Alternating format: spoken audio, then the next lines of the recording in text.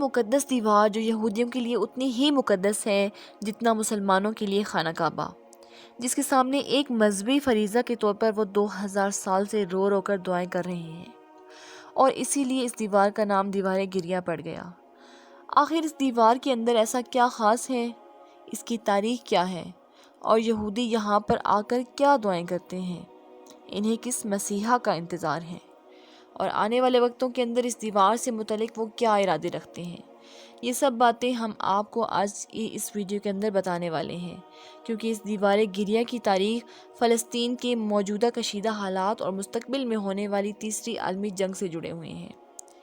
دیوار گریہ دراصل ہیکل سلیمانی کی تباہی میں بچ جانے والی ایک ایسی دیوار ہے، یا اس کی بنیاد پر بچ جانے والا آخری حصہ ہے، جو یہودیوں کی پہلی مقدس ترین عبادت کی جگہ تھی، اور اسے تابوت سکینہ رکھنے کے لیے اور عبادت کے لیے حضرت داؤد علیہ السلام نے پہلی بار تعمیر کروانا شروع کیا، جو اس وقت یہودی قوم یا بنی اسرائیل کے حکمران تھے، مگر اپنی زندگی میں وہ اسے مکمل نہ کر سکے، لہٰذا آپ کے بیٹے حضرت سلیمان علیہ السلام نے اسے جنات سے مکمل کروایا، اور انہی کے نام پر اسے ہیکل سلیمانی کہتے ہیں، کیونکہ اپنے والد حضرت داؤد علیہ السلام کی طرح وہ بھی پیغمبر تھے، جنہیں اللہ تعالیٰ کی طرف سے ہواؤں اور جنات پر کنٹرول اور جانوروں کی بولی سمجھنے کے ساتھ ساتھ ایک اتنی بڑی سلطنت کی حکمرانی دی گئی، جو قیامت تک کسی اور کو نہیں ملے گی، اور اس حکومت کا مرکز تھا یروشلم شہر۔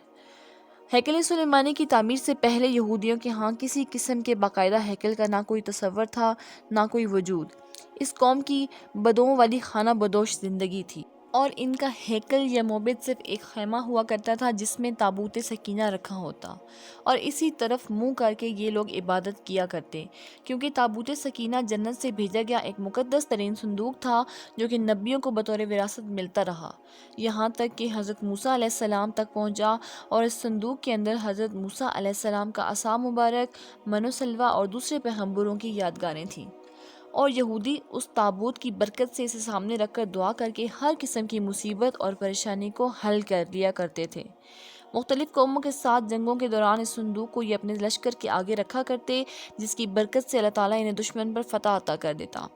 اسی صندوق کے لیے حضرت داؤد علیہ السلام نے ہیکل کو تعمیر کرنے کا سوچا، مگر دوسری بار یہودی قوم کی بدعمالیوں کی وجہ سے ایک بادشاہ نے یروشلم پر حملہ کر کے اس کی اینٹ سے اینٹ بجا دی اور ہیکل سلیمانی کو تباہ کر دیا، جس کے بعد یہ تابوت سکینہ ایسا غائب ہوا کہ آج تک نہیں ملا، اور ہیکل کی صرف ایک دیوار باقی رہ گئی، جسے دیوار گریہ کہتے ہیں۔ حضرت سلیمان علیہ السلام نے اپنے دور حکومت کے چوتھے سال کے اندر اس ہیکل کی تعمیر کا باقاعدہ آغاز کیا، اور آج اس کی بناوٹ اور مضبوطی سے اندازہ لگایا جا سکتا ہے کہ یہ تعمیر انسانوں کے بس کی بات نہیں تھی، کیونکہ اتنے بڑے اور بھاری پتھروں کو جنات کی طاقت سے ہی چنا گیا تھا، اور حضرت سلیمان علیہ السلام کی روح اللہ نے دوران عبادت ہی قبض کر لی، لیکن وجہ کچھ اس طرح کی بنی کہ آپ ایک لکڑی پر سر اور کمر رکھ کر عبادت کے اندر مصروف ہو گئے، اور اس لکڑی کے سہارے سے یوں لگ رہا تھا کہ آپ ابھی بھی عبادت کر رہے ہیں، جبکہ آپ کا انتقال ہو چکا تھا۔ یہ ہیکل، معبد یا مسجد بہت ہی عالیشان اور وسیع و عریض تعمیر کی گئی۔ حضرت سلیمان علیہ السلام کی وفات کے بعد اس کے 3 حصے کر دیے گئے۔ باہر کے حصے کے اندر عام انسانوں کو جانے کی اجازت تھی، جبکہ دوسرے حصے کے اندر یعنی اس سے اگلے حصے کے اندر علماء کرام جو کہ نبیوں کی اولاد سے ہوا کرتے تھے، وہاں تک ان کی رسائی تھی، اور اس سے اگلے یعنی کہ آخری اور تیسرے حصے کو انتہائی مقدس سمجھا جاتا، کیونکہ اس میں تابوت سکینہ رکھا گیا تھا، اسی لیے یہاں پر کسی کو بھی داخل ہونے کی اجازت نہیں تھی سوائے اس وقت کے سب سے بڑے عالم یا پیش امام کے۔ اس دوران بنی اسرائیل کے اندر کئی پیغمبر ان لوگوں کی ہدایت کے لیے آتے رہے، لیکن یہ قوم بد سے بدترین ہوتی رہی، یا کسی بھی طرح اپنے گناہوں سے توبہ طائب ہونے یا ان کو ترک کرنے کے لیے تیار نہیں تھی۔ یہ ایک طرف تو عبادت کیا کرتے، اور دوسری طرف اللہ تعالیٰ کے احکامات کی کھلم کھلا خلاف ورزی بھی کرتے۔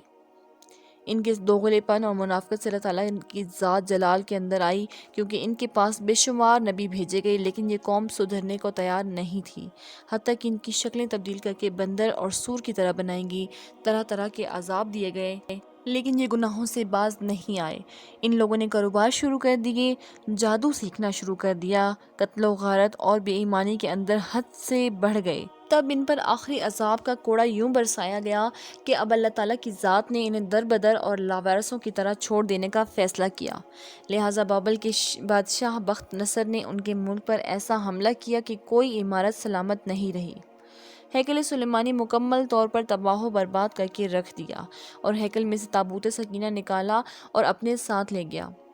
اس نے تقریباً 6 لاکھ یہودیوں کو قتل کیا اور 2 لاکھ کے قریب یہودیوں کو قیدی بنا کر اپنے ساتھ لے گیا۔ شہر سے باہر اس نے یہودیوں کے غلاموں کی ایک بستی تعمیر کی جس کا نام تل ابیب رکھا گیا۔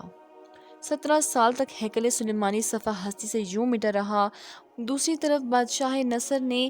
تابوت سکینہ کی ایسی بے حرمتی کی کہ اسے گندگی والی جگہ پر پھینک دیا۔ کہا جاتا ہے کہ اس کی اس حرکت کا عذاب اس کے پورے ملک کو ملا۔ اس طرح سے ایک ایران کے بادشاہ سائرس نے، جنہیں قرآن مجید کے اندر ذوالقرنین کے نام سے بھی جانا جاتا ہے، وہ شخص جنہوں نے یاجوج ماجوج کے لیے دیوار یا بند تعمیر کیا، انہوں نے بابل کے شہر عراق پر حملہ کر دیا اور بابل کے بادشاہ کو شکست فاش دے کر بابل کی سلطنت کا مکمل خاتمہ کر دیا۔ سائرس ایک نرم دل اور انصاف پسند حکمران تھے۔ انہوں نے تل ابیب کے تمام قیدیوں کو آزاد کر کے ان کو واپس یروشلم جانے کی اجازت دے دی اور ساتھ میں ان کو ہیکل کی نئے سرے سے تعمیر کی اجازت بھی دے دی گئی، یہاں تک کہ انہوں نے اس کی تعمیر کے اندر مدد فراہم کرنے کا بھی وعدہ کر لیا۔ چنانچہ ہیکل کی دوسری مرتبہ تعمیر شروع ہوئی، لیکن اس بار اس میں تابوت سکینہ نہیں ملا۔ اس کے بارے میں آج تک معلوم نہیں ہو سکا کہ بادشاہ نے اس کا کیا کیا۔ کچھ لوگوں کا کہنا ہے کہ اس مقدس صندوق کی مزید بے حرمتی ہونے سے بچانے کے لیے اسے معجزانہ طور پر کہیں چھپا دیا گیا، جس کا کسی انسان کو علم نہیں، لیکن یہودی اس کی تلاش کے اندر اتنے پاگل ہو چکے ہیں کہ اس کے لیے اگر انہیں پوری زمین کو کھودنا پڑے تو وہ یہ کرنے کے لیے بھی تیار ہیں۔ یوں دوسری مرتبہ ہیکل کی تعمیر کے بعد وقت گزرتا رہا، یہاں تک کہ کچھ عرصے بعد حضرت عیسیٰ علیہ السلام کا ظہور ہوا۔ اللہ کے اس رسول پر ایک بار پھر سے یہودیوں نے حسب معمول ان کی منافقت اور حضرت عیسیٰ علیہ السلام کا یہود کے علماء کو آئینہ دکھانے پر کہ وہ کیسے چند ٹکوں کے عوض دین کی تعلیمات کو بیچ رہے ہیں، ہر وہ کام کر رہے ہیں جس سے اللہ تعالیٰ نے ان کو منع فرمایا، تو ان کو قتل کرنے کا ارادہ کر لیا اور ان کے قتل کا فتویٰ بھی صادر ہو گیا اور حضرت عیسیٰ علیہ السلام پر ظلم کے پہاڑ توڑنے شروع کر دیے گئے۔ دراصل یہودی اپنے مسیحا کے منتظر تھے جو دوبارہ آ کر ان کو پہلے جیسے شان و شوکت عطا کرے جن کا ذکر یہود کی کتابوں کے اندر تھا، لیکن ان لوگوں نے اپنے مفاد اور کرسی کو خطرے میں دیکھ کر آپ کو دجال کہہ کر سولی پر لٹکانے کی کوشش کی، لیکن اللہ تعالیٰ نے آپ کو زندہ آسمانوں پر اٹھا لیا اور یہودی پھر سے ایک بار اپنی بدعمالیوں کے اندر مصروف ہو گئے۔ اس واقعے کے 70 سال بعد ایک بار پھر یہودیوں پر اللہ کا عذاب نازل ہوا اور اس بار اس عذاب کا نام ٹائٹس تھا۔ یہ رومی جنرل بابل کے بادشاہ بخت نصر سے بھی زیادہ ظالم ثابت ہوا اور اس نے صرف ایک دن کے اندر لاکھوں یہودیوں کو قتل کر دیا۔ اس نے ہیکل سلیمانی کی اینٹ سے اینٹ بجا دی اور یہودیوں کو ہمیشہ کے لیے یروشلم سے باہر نکال دیا گیا۔ پوری دنیا کے اندر یہودی بکھر کر رسوا ہو کر رہ گئے اور یوں 1900 سال تک در بدر بھٹکنے کے بعد برطانیہ نے جب فلسطین پر قبضہ کیا تو ساتھ ہی ایک ناجائز بچے اسرائیل کو فلسطین میں جنم دے دیا اور یوں صدیوں سے دھکے کھانے والی قوم کو ایک بار پھر سے اس ملک اسرائیل کے اندر اکٹھے ہونے اور رہنے کی اجازت مل گئی۔ لیکن یہ قوم اپنی 1000 سال پرانی گندگی فطرت سے باز پھر بھی نہ آئی اور یہ برطانیہ کے جنم دی ہوئے اسرائیل تک محدود نہیں رہی، بلکہ ایک بار پھر سے اپنے ہمسایہ ملکوں کے لیے اپنی فطرت سے مجبور ہو کر مصیبت بننے لگے۔ ان کا اگلا مشن جلد از جلد ہیکل سلیمانی کی تعمیر ہے اور اس ہیکل کے اندر تخت داؤد اور تابوت سکینہ کو دوبارہ رکھنا ہے تاکہ ایک بار پھر سے اپنے مسیحا کے آنے پر پوری دنیا پر اپنی حکومت قائم کر سکیں، اور اس بار ان کا یہ مسیحا دجال ہوگا۔ یہودی یہ کام انتہائی تیز رفتاری سے کر رہے ہیں اور ان کا ایک پلان ہے جس کا نام ہے گریٹر اسرائیل۔ پوری دنیا سے یہودیوں کو اکٹھا کر کے ایک الگ ریاست کو کیسے تعمیر کرنا ہے۔ تخت سلیمانی کی تیسری مرتبہ تعمیر کے نتیجے میں یہ پوری دنیا تیسری عالمی جنگ کی آگ کے اندر لپٹ جائے گی، کیونکہ اس ہیکل کو تعمیر کرنے کے لیے مسجد الاقصی کو شہید کرنا پڑے گا اور اس کی بنیادوں پر اسے تعمیر کرنے کا نقشہ بھی ان کے پاس ہے۔ حضرت عمر رضی اللہ تعالیٰ عنہ کے دور میں جب یروشلم فتح ہوا، تب نہ صرف تمام عیسائیوں کو عام معافی دے دی گئی، بلکہ یہودیوں کو بھی برابری کے حقوق دے دیے گئے۔ قیدیوں کو رہا کر دیا گیا اور ہیکل سلیمانی کی مغربی دیوار سمیت تمام علاقوں کو مقدس قرار دے دیا گیا، اور اسی دوران مسجد الاقصیٰ کی تعمیر بھی کری گئی۔